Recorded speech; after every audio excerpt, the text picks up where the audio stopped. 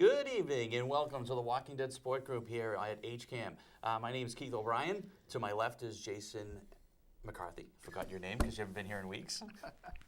Gaff. Our good friend Alex is not with us today. He is unavailable this week. I don't know where he is, to be honest with you. So I have a funny feeling he's where there is no snow, but I'm going to let that go. Yeah, me too. Very good, very good. So as we always do here at the Walking Dead Scope Group, we like to start off with our kill count. Now the kill count, I'm going to go with the number here. People might not like it, but the number I have is 24. Now this is kills on the TV, headshots, heads explode. We do not have any of the car count because there wasn't any real confirmed kills, so we're going to go with 24.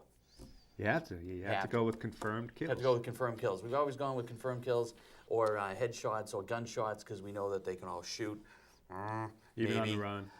You know, maybe. I think there was a couple of gaffes on the round count there. I think Rick shot Terminator style like 30 times with a revolver, which is 6. But anyways, I'm going to go with that. Jason, how are you tonight? I'm well. Very good. Jeez, how are you? Very good. So tonight's episode was called Distance. We'll get to that and get it. After withstanding a spectacular storm, Rick and the others meet what appears to be a friendly person, but they find him mistrustful. What do you have on that? What do you take from today's show with the introduction of Aaron? Aaron obviously showed up at the end of the last episode and is offering a lot of things. Obviously, our group is untrustworthy, but what do you take away with the introduction of Aaron as a character? I like Aaron. I think that it's nice for us to finally have a character that we could view as friendly, and I don't know how friendly he's actually going to be, but we'll find out down the road. But I think that we have a bona fide friendly person for once.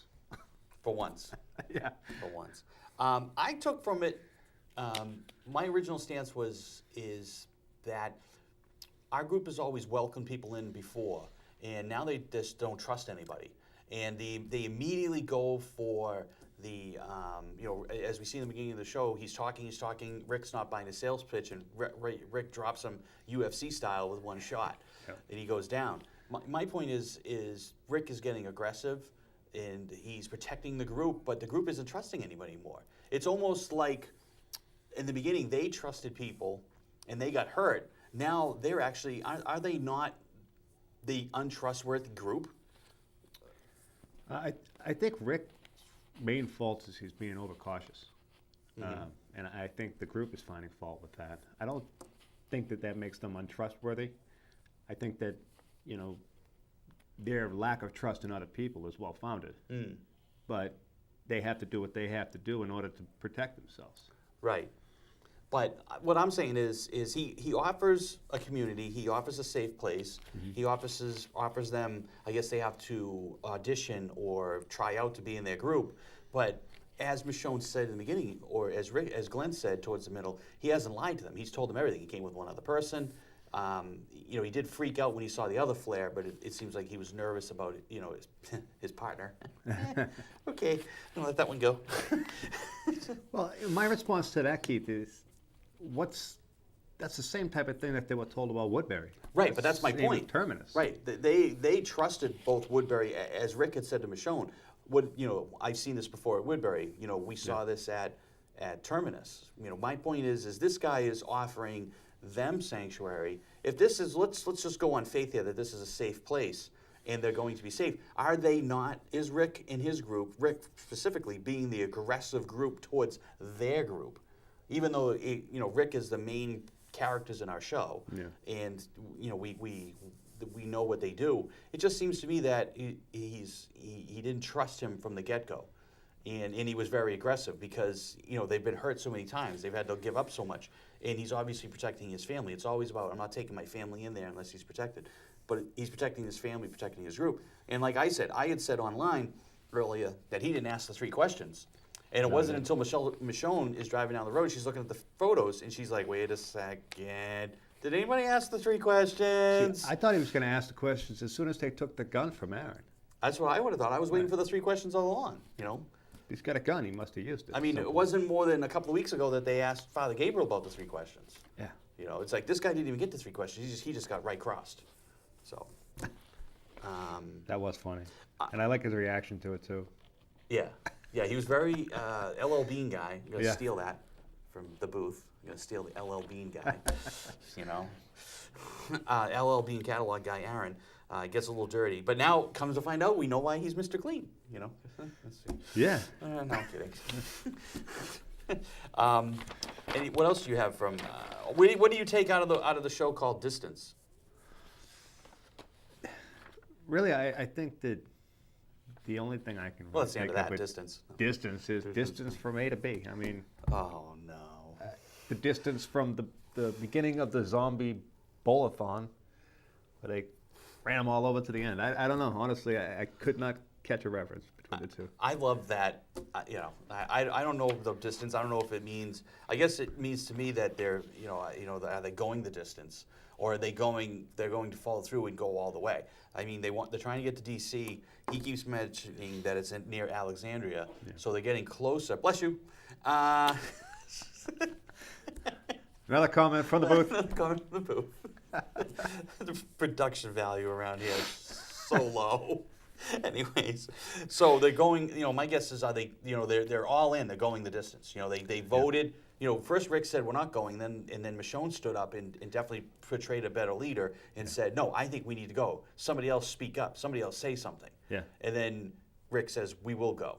You know, so it's almost like they're following through with their plan to go the distance. I think Michonne kind of caught on to something though, the way Rick responded. That's why she followed him outside and yeah, she confronted him. Yeah, she didn't trust him. Right. She didn't trust him at all. Are we going because going? we want to go, or are we going because we want to? You just want to find out where the camp steal is. all their stuff. Well, he did. They got the cars back, and he took like inventory of the food and said, "This is ours now. This is a This peace is no offering." longer yours. Yes. Whether we go or not, this is ours." Yep. So just jumping around, even like Carol said, you know, even though you're wrong, you're still right. Yeah. You know, because he has he believes that he needs to be safe, and she, you know, they you know, obviously we're at the gate. We don't know what's going to happen next episode. They're at the gate. So, but for Carol even to say, even though you were wrong, you know you are right. Right. You know, so they all do believe in him. What do you call it? The other thing I took from the show is we have another name for walkers. We have roamers. Because Aaron there called them roamers while they were obviously watching them the whole time. Yeah. For several days, you know. At least. At least. I just don't know, you know, he's been following them for a long time because he knows their names. Or he knows Rick is a leader, and he's been listening to him. He's got a parabolic mic, you know, so he's like a CIA guy, you know.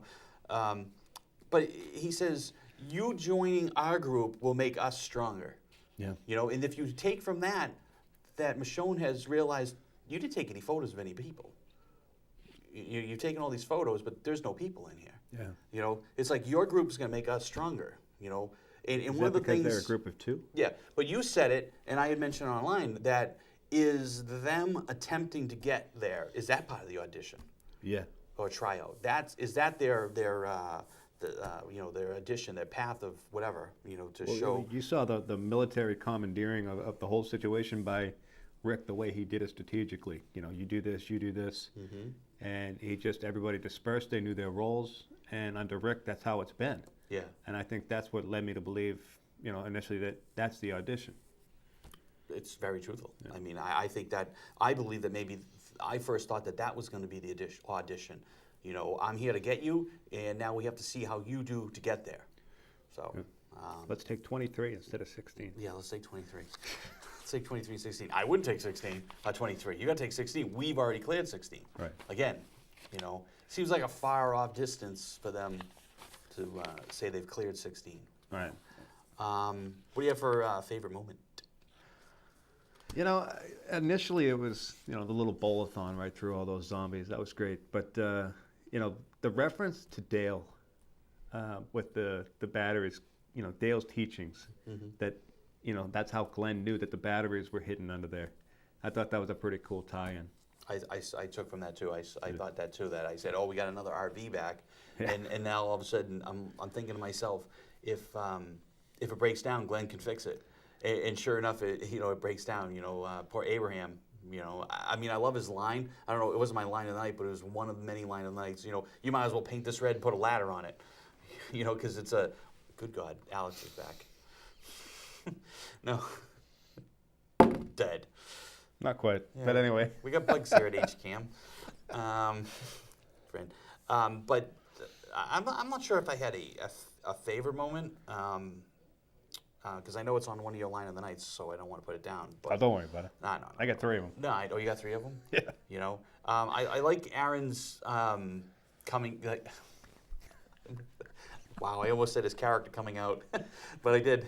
But it shows like his whole caricature, you know, because I like when he said after him and Glenn, you know, Glenn cut him loose. Glenn says, "You want to run? Run. I got better things to do." Yep. Good line of the night. And then when they came out shooting, you know, he said, you know, he put the gun down. He goes, "You want to tie me back up again? Do it fast." Just hurry up. Let's You get know, this stuff. Let's you get know. the show on the road. You know, 50 Shades of the Walking Dead. He wants to be tied up. Oh boy. Oh, Jason, rough help me out. reference. A rough reference. Anyways, my truthfully, my line of the night, going along the whole aggressive theme to Rick in his group was when Rick had Aaron in the barn by himself. He said, "Just because we are good people doesn't mean we won't kill you." And you know, he said, "You got 60 seconds. 60 seconds. Sorry, you had 60 minutes, and then I'm going to put a knife in the Yep. base of your skull." Yep. You know, that is truthfully a very. I don't even think it's protecting his group. I think it's just an aggressive nature of Rick. Yeah. So that was my line of the night. And what do you got for a line of the night? I want to say it was about 6 months ago. Kirkman promised that we would have our first gay character, and you know, I know there's been speculation all over Facebook, Twitter, and tonight, when Aaron used the line, "My mother used to make me eat foods I didn't like to make me more manly." That was our first real clue, I think, as to, you know, is this the character that we've been waiting for? My first clue was when he kissed Eric. Well, that's not much of a clue. That's more of a certainty. This is true. That proves it. You know, and then what do we have? We have, and what's up with Rick? I mean, help me out, people. I mean, I know a lot of people won't see this, or if you're seeing it, you want to comment on the Facebook page or send me a text if you have it. But what's up with Rick stopping him from when they're all together, saying, you know, you sleep over there, you're not sleeping in there. You know, I mean, I don't want to say he's, you know, homophobic. Yeah. But it's like, I mean, hasn't this guy Aaron proven himself that he's not a real threat?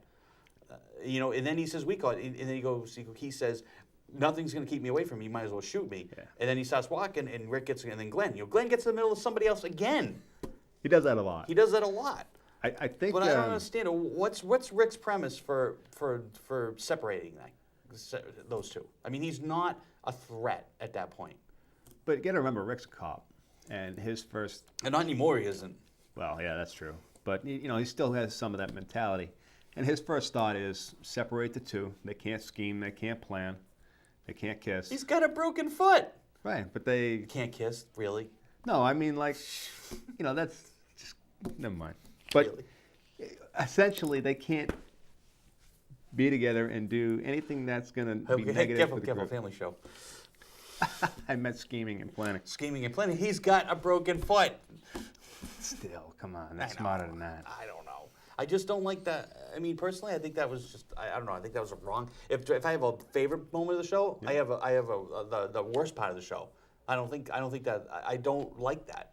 I mean, he's not a threat. They have control. They got control over his friend. They got control over Eric. They clearly have control over Aaron. He's not a threat to them. Right, but you know, as I said, I think Maybe that's why we need a new segment. The worst part of the show.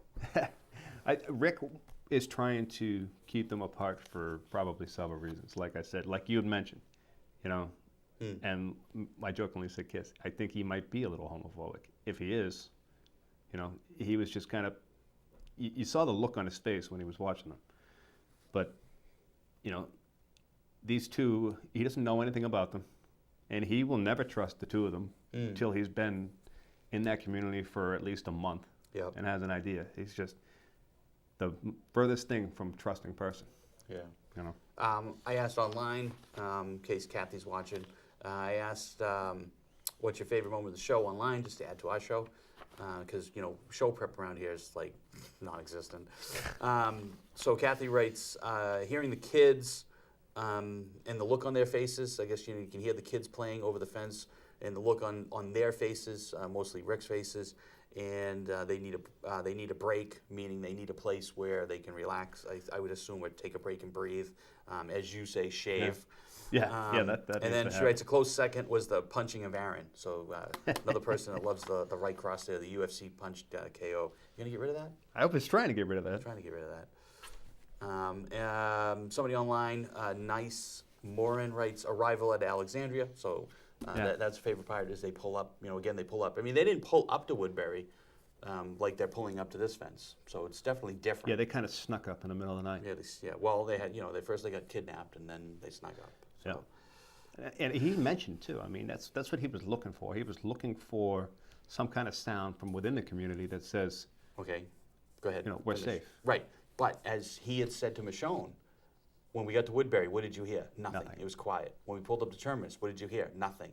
They pulled up, whether it was night or dark night or day, and he was wrong, but you're right, because they pulled up during the day and they heard the kids playing, Right. and you see his eyes. So that's pointing to the show. So that's very good.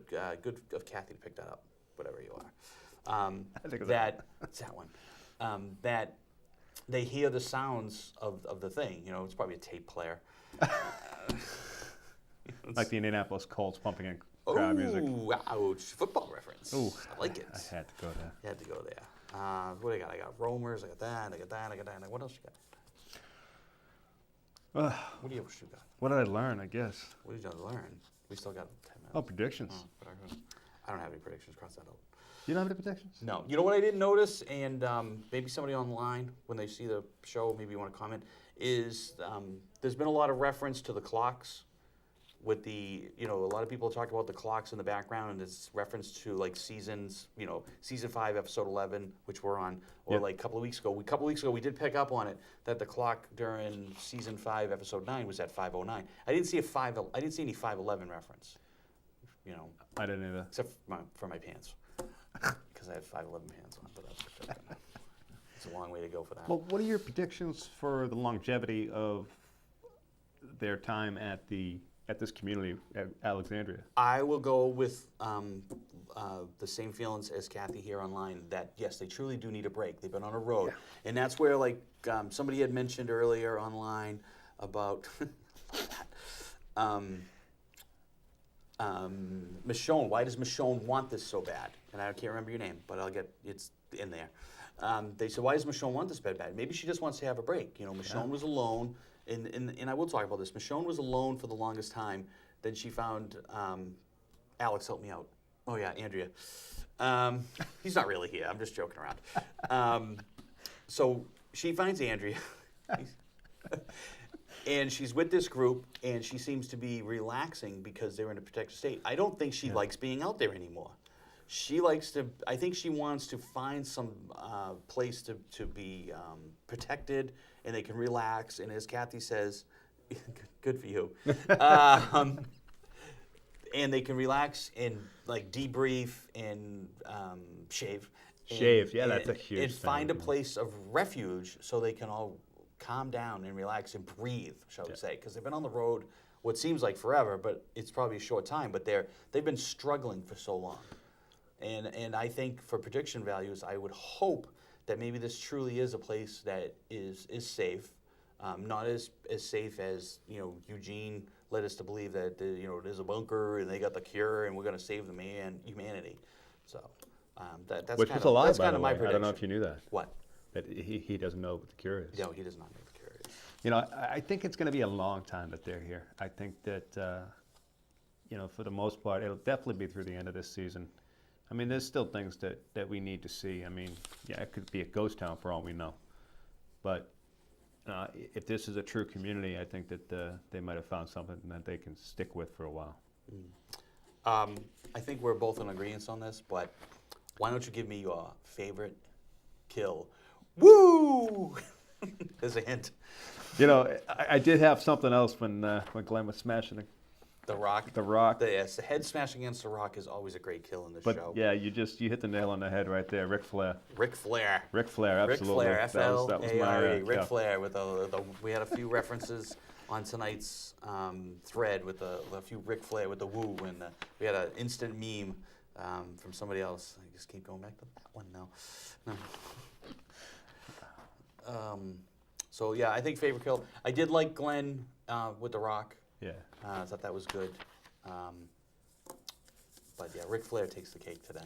I mean, there was a lot of other nice gruesome moments, but nothing that really qualifies or quantifies as a kill. I mean, I think our favorite kills would be the car versus car, car yeah, down the road. absolutely. And again, we find them again driving down these roads where they're not paying attention, and all of a sudden, boom, there's a horde, and they crash into a tree, or they crash into a horde, and it's just like thump, thump, thump, thump, thump, thump, thump. Yeah. You know, and then we got body parts in the grill that they have to clean out, and there's like this reddish Just hue. pulling arms out of the hood. I mean, this car is covered in blood so much that they have this nice reddish hue in the headlights. Yeah, when you're looking satellite cam there. Yeah. Yeah. Yeah, exactly. A drone view, Yes. you know. No. Nobody else would. What does that mean, Vinny? Why not drive in? I don't even know. I have no idea. Why not drive in? Oh, they parked outside. How That's a good about question. how about why did they park outside? How about they didn't open the gate? Fair enough. Maybe they can open the gate. Maybe there's just a little door. I don't know. Maybe they have to pay tribute. Maybe. Yeah. Maybe you gotta lay down your guns first. Maybe they always. How about the fact that I know this is a stretch, but does anybody else think that Judith's looking like Shane? I really didn't think about it, but now that you mention it, I'm just joking. looks more like Shane than Rick. That's wrong. It's funny though. It looks like Mom. Here's another favorite moment. That was a- Michonne that was a taking good moment, Michonne though. taking a leadership role, and we did talk about that. we did. Michonne was taking a leadership role, and she definitely was trying to get them moved down the road, shall we say. What else? I definitely enjoyed when Rick pulled Judith out of the back of the car. Just I love what they can do with their production. Just no words, just him picking up the baby, and it meant 1,000 things. Well, she's a good actor. She really Chris. is. She's a great actress. But you know what I mean. I know I mean, what you just the moments and how they catch it, and just the way they film it. Yeah, You know. yeah. It's like that because that whole sequence, they had like the kids playing on the music box. Bumping in crowd noise. Yeah, pumping in crowd noise, as Jason says, and we see Rick's eyes open up like, I hear something. Maybe it's a good thing, and he's obviously in a trustworthy mode because, like you say, he got out, grabbed Judith, and they're Yeah. and it seems like by what we see in the previews that they are definitely going in, and maybe they're going to get set up. However, it does seem like they're going to get set up like Woodbury. They're going to get like their own house or their own rooms, you know, and we'll see where it goes from there. And in their previews, they get their own house, but immediately Carl's going through there with an unsheathed knife, Yeah. looking to stab something. I'm wondering if that's part of it. I thought of that, and I was wondering if maybe that's part of Carl's audition. You Oh, know, maybe. Maybe. Maybe. You know, I thought maybe that was like, if they're putting, who knows? I mean, he did talk about this, whether or not this is truthful or not, about you have to, as he said, he didn't like to use the word audition, but Yeah. you have to like audition to be in our group.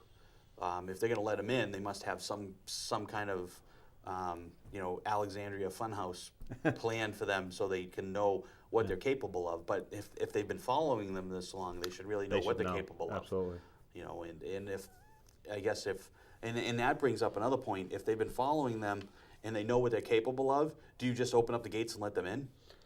Because Depends how much you've seen. truthfully, it's like a reverse set of rules here. You're Right. opening up the gates of hell, letting them in. Yeah. If they're not an aggressive group to the point where they've done their clearing of the roads and they've cleared their buildings clear, they haven't had any walker, roamers, biters, nibblers. They haven't had any problems in so long that they just want to let them in as he says, a security problem, but they're letting in an aggressive group. I don't look at it so much that way. The way I see it is they've always done for the group, for the good of the group. They've always done what's best for the group, and that's, I believe, why they're being recruited. Because if they can get them into the group, then what you're going to see is, that group expands, and they're still going to do what's best for the group. And I think that, if they can orientate themselves into that group. Oh yeah, there's the rub, right? There's the rub, right? There's the rub. There's the rub. Can they be part of this group? Will this group let them in? And if they don't let them in, will they be allowed to leave, or will they just be aggressive and take over? I mean, they had talked before when they were looking for places. We can't go back to Woodbury because it's all destroyed. But could they have gone back to rebuild something? They obviously want to work towards something. Again, distance, and they've traveled they've traveled some quite distance to get where they're going, but how much farther can they go? That like Michonne says, how much farther? What do we have left? We need something to survive. We need to either live or survive. Which is it? What's good? What can we do to protect the future, as you say, as he says, for Judith and his family? Are you going to keep running? Are you going to keep living in barns? As Darryl says, I can't stay in here where it smells like horse crap. It kind of comes down to the devil you do and the devil you don't know. If they go to Alexandria and it's a thriving community, do they push on to D.C. where there may or may not be any survivors? If there's no survivors, then they're right back to square one. They have nowhere to go. They have nowhere to go. And then they're right back out on the road, searching and scrounging, shall we say? Yeah. Struggling. Scavenging. Scavenging. Thank you. Scavenging, struggling to survive. So we had predictions, and we did favorite kill. And how about we'll wrap this up with, as always, a what did I learn tonight, Jason? This is more elaborate than it's going to sound, but Okay. Rick really needs to shave. And I say that in a That's your huge sticking point today. multi-part way. Well, the reason is because, first of all, he really needs to shave. And second of all, he needs to get back to the original Rick. He needs to get back to the Rick that was caring about other people, that still had, some kind of heart left. Right now, he's one of those, he looks like a savage, and he acts like one too. And I think that he just needs to get back to his roots, what he was. For me, what I learned tonight is I'm going to go back to where I'm believing my thoughts about the Rick and his group being very aggressive. They've turned a page, I think, and they're just being. They're not. It's not like they're being overcautious anymore. They're just being slightly over, not overcautious, but they're. And I'm not saying that they're like the hunters, or they're certainly not like Terminus people. But my point is he wasted. He was done listening to him, and he punched him in the mouth. Because, like he says, Woodbury was wrong. The governor almost killed him. He got the Terminus. He almost got killed. They got trapped. My take from this is what I learned tonight is that they are becoming a very aggressive group. Whether it's not they're not ranging out and taking over camps. They're not wiping camps out. But anybody that comes to them, they're being very aggressive now. And that's what I'm taking from it. And that also leads me to the next question that I have all of a sudden. That's okay. How's that going to affect them integrating into this new group? They're overzealous, overaggressive. That's probably going to hurt them, I would think, more than it's going to help them. I think it will hurt them more than, I agree with you, it'll hurt them more than help them, because they could run into some people that, like I say, if this group is, like he says, they got 12-foot steel walls and nothing living or dead gets in, how long has it been since they've had a herd attack, or they've had to go outside their walls and deal with this? Now all of a sudden you're letting in people that just killed 24 just getting here. Yeah. So I agree with you that how they integrate to this group could be very freeze frame. Okay. It could be very dangerous both for them and for the group that's behind the wall. Yeah. Because I don't see that they can. Maybe they. I don't think they can just stop and. But somebody did mention it online, and I'm sorry because with just the two of us, I can't look it up. But so you get credit, whoever you are. Said maybe we'll see the return of Farmer Rick. Yeah. You know, because when times were slowed down and they were solace and they were protected, Rick didn't want to be the leader. Rick didn't want to deal with this. He just wanted to take care of his family and he wanted to move on. And that's where he started trying to do different things. So maybe, as you say, can he still adjust? Can any of them really adjust? Can any of them get given a house inside this community and say, you go live there peacefully, okay, and don't come out until we need you? You know, it's like the as we've talked about this before, it's like the hammer in the toolbox or the junkyard dog. You know, is this group recruiting them because they need a tool in the toolbox or a junkyard dog? Maybe both. How about that? That's good. Yeah, I like That's that. profound. I like Profound. That. I think we'll end with that.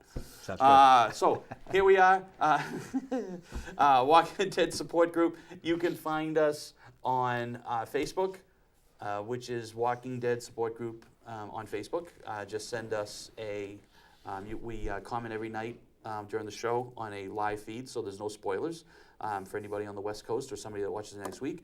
We are also on Twitter, which is @WD Support Group. On Twitter, you can comment there. I don't think there's any action on Twitter tonight because Alex has control of that, and I don't use it. So that you can check us out there, make comments during the week. For those out of town, which don't hear this anyways, we'll have it uploaded probably during the week, and you can comment then. So until next Sunday, I am Keith O'Brien. To my left, Jason McCarthy, and we will see you next week. Until then, stay dead. Absolutely. Good night.